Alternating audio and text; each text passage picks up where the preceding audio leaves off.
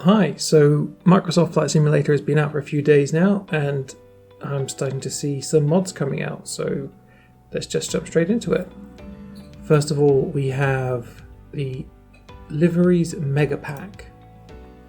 So what this is a collection of skins for various aircraft. There's a lot here, mostly for the A320, but there's an awful lot of choice, something to make your flight a little more unique. Not just the A320, but some of the other aircraft as well.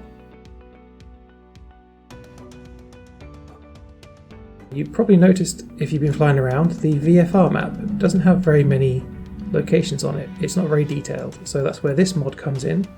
It is just simply called VFR Map. It's a little server that runs once you're in flight, which means you can then access a Google Maps map of your current aircraft's location in real time. I've got it overlaid on the screen so you can see what it looks like, but you can open up on any device that happens to have access to your local network that your computer is running on. Being Google Maps, you can switch it from a satellite view as well, so then you can compare the two. It's much easier to find points of interest in locations that you've never been to before. For example, here I'm flying around a random spot in Brazil, and without the Google Maps up, I would have had no idea where any of the little villages were. I would have had no clue where I was going. So it's quite useful for places that you've not been, or if you just want to go sightseeing, or if you know an area quite well from Google Maps because you live there, but you just don't recognise it when you zoom in on the map on Microsoft Flight Simulator. On the heels of that, it's not a mod, it's actually a feature that I had no idea even existed, which is that you can type in the latitude and longitude of a place on the world map when you're deciding where to do a free flight from, and you can then pin down departure and takeoff points, which is super useful, and I had no idea you could do it.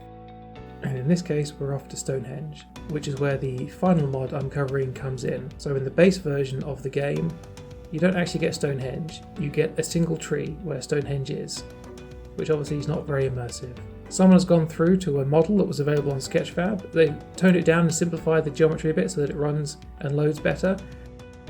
We have actually got the Neolithic structure of Stonehenge available in Microsoft Flight Simulator. It's not perfect, but it's certainly better than that single tree that was there by default.